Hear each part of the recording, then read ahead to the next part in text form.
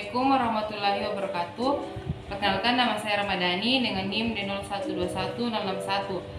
Baik, pada kesempatan kali ini saya akan mereview artikel yang berjudul Kajian Metode Pelaksanaan Pekerjaan Pondasi Board File pada tahap perencanaan pelaksanaan. Yang pertama, abstrak. Pada pondasi board file adalah pondasi tiang yang pemasangannya dilakukan dengan mengebor tanah terlebih dahulu. Jenis pondasi board file banyak digunakan pada proyek konstruksi. Pelaksanaan pondasi board file yang dipilih disesuaikan dengan jenis tanah, kondisi medan, serta metode konstruksi yang terpilih. Metode konstruksi merupakan penjabaran tata cara dan teknik-teknik pelaksanaan pekerjaan yang merupakan inti dari seluruh kegiatan dalam sistem manajemen konstruksi. Selanjutnya, pendahuluan latar belakang. Sebuah proyek adalah usaha kompleks, tidak rutin yang dibatasi oleh waktu, anggaran, sumber daya, dan spesifikasi kinerja yang dirancang untuk memenuhi kebutuhan pelanggan. Proyek konstruksi merupakan suatu rangkaian yang saling berkaitan untuk mencapai tujuan tertentu dalam batasan waktu, biaya, dan mutu tertentu. Proyek konstruksi selalu memerlukan sumber daya, yaitu bahan bangunan, peralatan, metode pelaksanaan, uang, dan waktu. Jenis pondasi board file banyak digunakan pada proyek konstruksi, demikian pula pada proyek pembangunan GOR. Sebagaimana diketahui, pondasi board file adalah pondasi tiang, pemasangannya dilakukan dengan cara mengebor tanah terlebih dahulu. Pengertian dari pondasi. Pondasi adalah bagian terendah dari bangunan yang meneruskan beban bangunan ke tanah atau batuan yang ada di bawahnya. Terdapat dua klasifikasi pondasi, yaitu pondasi dangkal dan pondasi dalam. Pondasi dangkal didefinisikan sebagai pondasi yang mendukung bebannya secara langsung, seperti pondasi telapak, pondasi memanjang, dan pondasi rakit. Pondasi dapat didefinisikan sebagai pondasi yang meneruskan beban bangunan ke tanah keras atau batuan yang terletak relatif jauh dari permukaan, contohnya pondasi sumuran dan pondasi tiang. Ada beberapa keuntungan dalam pemakaian pondasi board file jika dibandingkan dengan tiang pancang, yaitu pertama, pemasangan tidak menimbulkan gangguan suara dan getaran yang membahayakan bangunan sekitarnya. Kedua, mengurangi kebutuhan beton dan tulangan pada pelat penutup tiang. Ketiga, kedalaman tiang dapat divariasikan.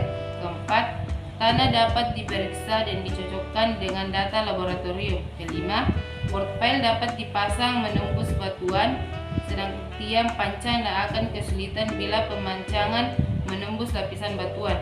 Keenam, diameter memungkinkan dibuat besar bila perlu. Ujung bawah tiang dapat dibuat lebih besar guna mempertinggi kapasitas dukungnya.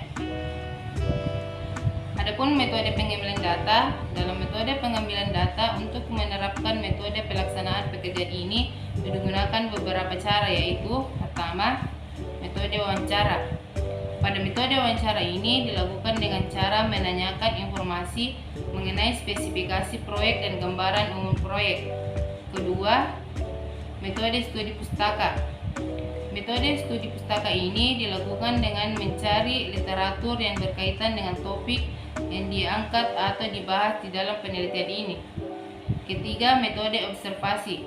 Metode observasi dilakukan dengan cara pengamatan survei langsung ke lapangan. Selanjutnya, prosedur penelitian. Untuk memperlancar kegiatan penelitian, tahapan yang dilakukan adalah sebagai berikut. Yang pertama, pengumpulan data. Dasar penelitian dilakukan dengan survei, wawancara mendalam, dan mengambil dokumen data yang telah ada sebagai pendukung awal. Data dari lapangan kemudian diolah dalam bentuk kajian sistematis yang saling berkaitan untuk selanjutnya dipakai sebagai dasar analisis. Berdasarkan metode dari studi pustaka, selanjutnya dilakukan analisis data. Hasil dari analisis data tersebut dipakai sebagai dasar analisis, penerapan metode terpilih, dan pembuatan simpulan. Selanjutnya diberikan saran-saran bila dianggap perlu. Adapun kerugiannya yaitu menggunakan pondasi board file. Pertama, pengecoran board pile dipengaruhi kondisi cuaca. Kedua, pengecoran beton agak sulit bila dipengaruhi air tanah karena mutu beton tidak dapat dikontrol dengan baik. Ketiga, mutu beton hasil pengecoran bila tidak terjamin keseragamannya di sepanjang badan board pile mengurangi kapasitas dukung board pile, terutama bila board pile cukup dalam. Keempat, pengeboran dapat mengakibatkan gangguan kepadatan bila tanah berubah pasir atau tanah berkerikil. Kelima, air yang mengalir ke dalam lubang dapat mengakibatkan gangguan tanah sehingga mengurangi kapasitas dukung tiang. Keenam, akan terjadi tanah runtuh jika tindakan pencegahan tidak dilakukan, maka dipasang temporary casing untuk mencegah terjadinya kelongsoran. Penentuan metode pelaksanaan pekerjaan. Tahap pertama sebelum memulai suatu pelaksanaan proyek konstruksi, harus ditentukan terlebih dahulu suatu metode untuk melaksanakannya. Dalam skala organisasi, suatu proses perencanaan pelaksanaan proyek konstruksi sangatlah penting untuk menentukan metode konstruksi terlebih dahulu. Karena setiap jenis metode konstruksi akan memberikan karakteristik pekerjaan berbeda, penentuan jenis metode konstruksi yang dipilih akan sangat membantu penentuan jadwal proyek. Penentuan metode konstruksi yang tepat dalam suatu proses produksi menyempurnakan penggunaan metode pelaksanaan dengan cara mengeliminasi kegiatan yang tidak diperlukan, mengoptimalkan penggunaan pekerja, alat dan material, meningkatkan produktivitas dari suatu kegiatan. Setiap metode yang dipilih untuk digunakan dalam pelaksanaan proyek konstruksi harus diyakinkan mengenai manfaat dan efisiennya.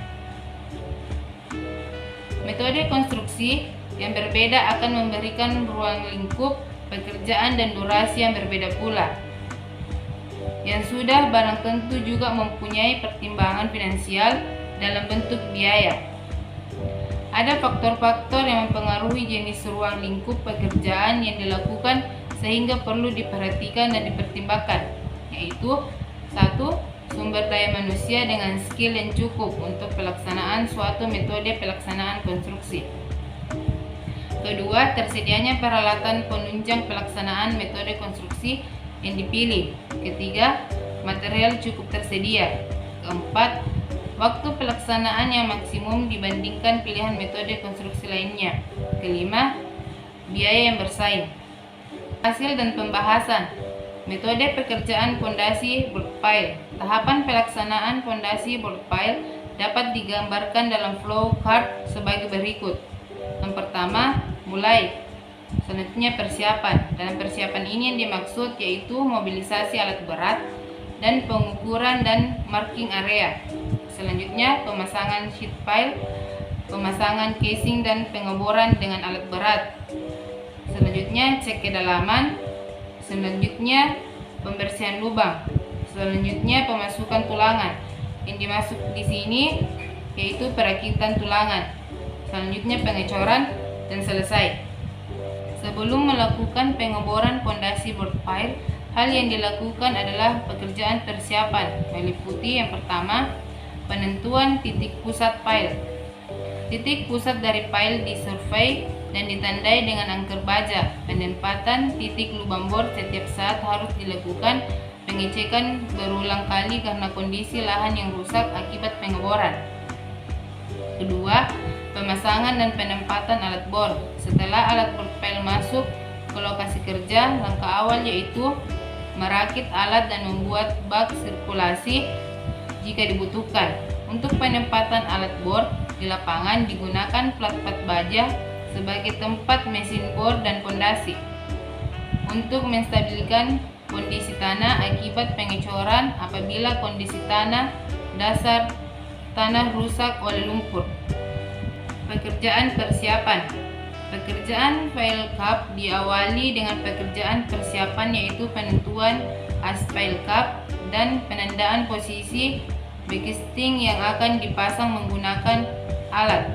Kedua, pekerjaan galian. Metode untuk pekerjaan penggalian dengan menggunakan tenaga manual dengan menggunakan alat cangkul. Ketiga, sisakan tulangan pile sebagai stek fondasi untuk menyambung kolom dengan pile cup. Pemboran hanya sampai elevasi dasar pile cup saja. Kesimpulan dan saran. Kesimpulan berdasarkan hasil kajian yang dilakukan dapat disimpulkan sebagai berikut. Pertama, pekerjaan board pile. Pekerjaan persiapan diawali dengan penentuan titik, pusat pile dan penempatan alat board pile. Pekerjaan pengeboran menggunakan metode wet drilling, volume 1105 meter dengan durasi 8 hari. Pekerjaan pembesian meliputi proses fabrikasi dan pemasangan tulangan ke dalam lubang bor dengan volume 9.309,61 kg dan durasi 13 hari.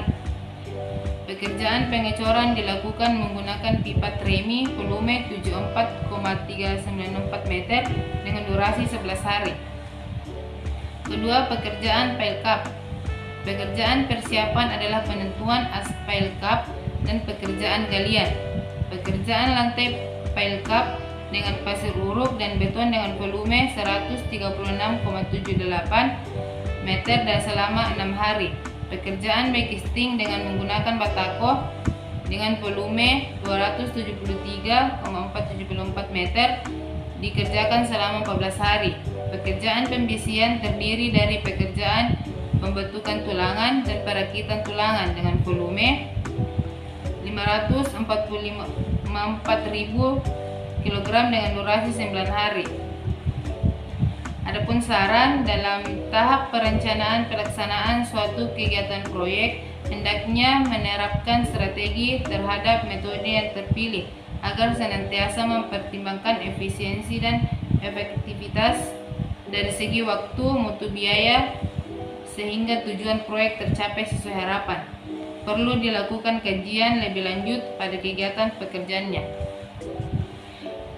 Baik, itulah tadi yang sempat saya review dari artikel yang berjudul Kajian Metode Pelaksanaan Pekerjaan Fondasi Pile pada Tahap Perencanaan Pelaksanaan.